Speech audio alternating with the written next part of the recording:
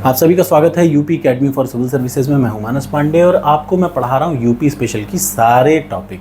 अब अगर बात करें आप यूपी का कोई भी एग्ज़ाम देने जाएं तो एक लाइन में बताऊं कि चाहे पीसीएस का प्रीलिम्स हो या मेंस का कोई भी टॉपिक हो, आरओ का प्रीलिम्स या मेंस हो, बीईओ हो, यूपी ट्रिपल एससी हो, टीजीटी, पीजीटी, कोई भी एग्ज़ाम यूपी का हो, बस दो ही काम आपको करना है। एक तो ये पूरी प्लेलिस्ट रट के चले जाइएगा यूट्यूब की, और दूसरा टॉपर्स कोड पर यूपी स्पेशल टेस्ट सीरीज़ मैंने एक नया कोर्स बना रखा है जिसपे यूपी स्पेशल के 3000 प्रश्नों से ज़बरदस्त फुल लेंथ, शॉर्ट लेंथ, हर टाइप का टेस्ट बना रखा है।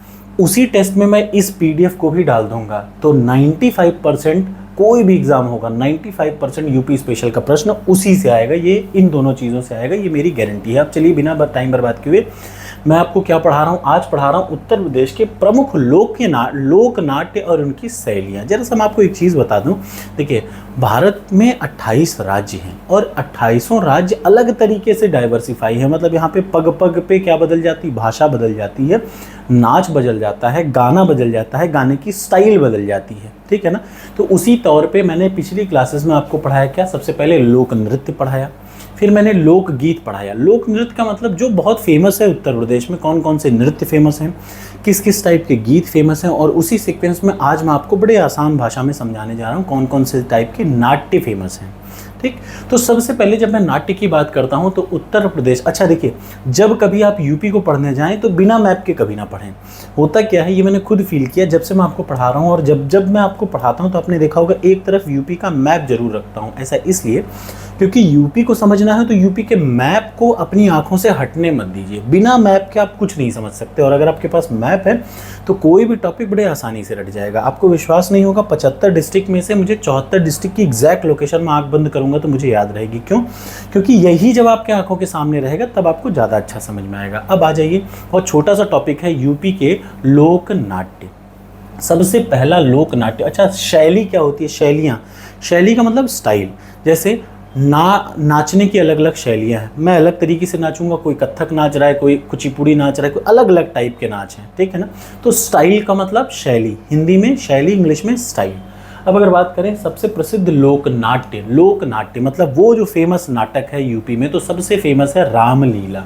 कौन है? पूरे यूपी में, पूरे प्रदेश में होती है रामलीला। आमतौर पे रामलीला कब होती है याद रखिएगा, हिंदू वर्ष के अनुसार। हिंदुओं में जो हिंदू वर्ष होता है वो अप्रैल से लागू होता है, तो एक नवरात्रि अप्रैल में होती है, एक अक्टूबर के आसपास में। जो अक्टूबर वाली नवरात्रि होती है उस दरमियान में आमतौर पे उत्तर भारत से लेकर के दक्षिण भारत तक, और यहाँ भर नहीं, इंडोनेशिया तक क्या होती है, रामलीला होती है। ये आपको पता होना चाहिए।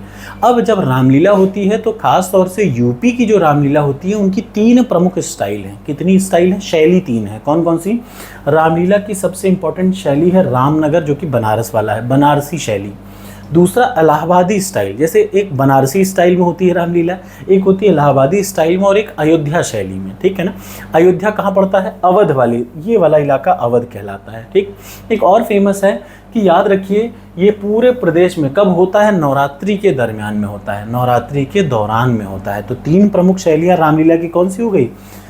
बनारसी शैली, इलाहाबाद शैली और अयोध्या शैली। 3 शैलियों में रामलीला की जाती है। दूसरा प्रसिद्ध जो नाट्य शास्त्र है या लोक नाट्य है यूपी का, वो है क्या? रासलीला। एक राम की लीला, एक रासलीला। रासलीला कृष्ण भगवान की थी और रामलीला राम भगवान की थी, याद रखिएगा। तो रासलीला पूरे यूपी में। अब रास किसकी थी? कृष्ण भगवान ने रचा है। कृष्ण भगवान कहाँ से रिलेटेड है, किस जगह से रिलेटेड है? तो ब्रजमंडल, ठीक है ना। ये मथुरा वृंदावन वाला जो इलाका आप देख रहे हैं, ये ध्यान से देख लीजिए, ये मथुरा वाला इलाका है, ये इलाका ब्रज का है। तो ब्रज शैली याद रखिए। जो रास लीला पूरे उत्तर प्रदेश में कहाँ होती है? अधिकतर प्रदेश में होती है, लेकिन जहाँ भी होती है किस स्टाइल में होती है? ब्रज शैली। एक ही स्टाइल है रास रचाने की, ब्रज की शैली, ठीक है ना, ब्रज शैली। तो याद रखिए ये प्रश्न 3 बार आया है। रास लीला किस शैली में होता? ब्रज शैली में। अगला आता है नौटंकी। उत्तर प्रदेश का सबसे प्रसिद्ध जो लोक नाट्य है वो यही नौटंकी है। पूरे यूपी का सबसे फेमस पूछा जाए एग्जाम में आएगा, उत्तर प्रदेश का प्रसिद्ध नाट्य लोक नाट्य क्या है? नौटंकी है, ठीक। नौटंकी कहाँ की शैली है? 2 शैलियाँ हैं नौटंकी की सबसे प्रसिद्ध, याद रखिए। एक तो हाथरस की नौटंकी की शैली, मतलब हाथरस में वीर रस से भरी नौटंकी होती है, याद रखिएगा। हाथरस शैली का मतलब हाथरस की स्टाइल, जहाँ पे वीर रस और भक्ति रस 2 स्टाइल है।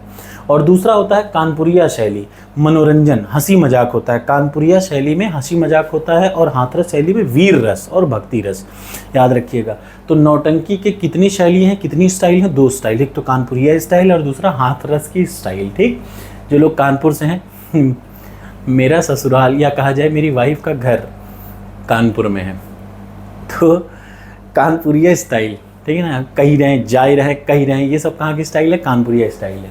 अब लास्ट और सबसे इम्पॉर्टेंट, ये कम से कम 4 बार यूपी पीसीएस में पूछा है, रहुला के बारे में। रहुला क्या है? रहुला एक टाइप का लोक नाट्य है जो कि बुंदेलखंड रीजन, फिर आ जाइए, जैसे बुंदेलखंड रीजन बोलता हूँ तो यूपी का ये वाला रीजन कौन सा आता है? बुंदेलखंड का रीजन आता है। बुंदेलखंड की रीजन में कौन सा लोकनाट्य प्रसिद्ध है? रहुला लोकनाट्य बहुत प्रसिद्ध है और इसके बारे में कहा जाता है इसे हंसने हंसाने की शैली।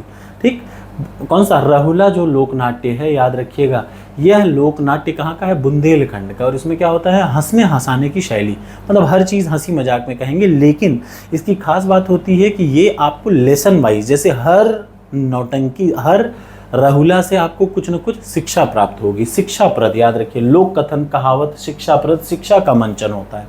तो ये रही उत्तर प्रदेश की प्रमुख लोकनाट्य और उनकी शैलियाँ। वीडियो अच्छी लगी हो तो लाइक करिएगा, नहीं अच्छी लगी तो बिल्कुल लाइक मत करिएगा। Thank you so much.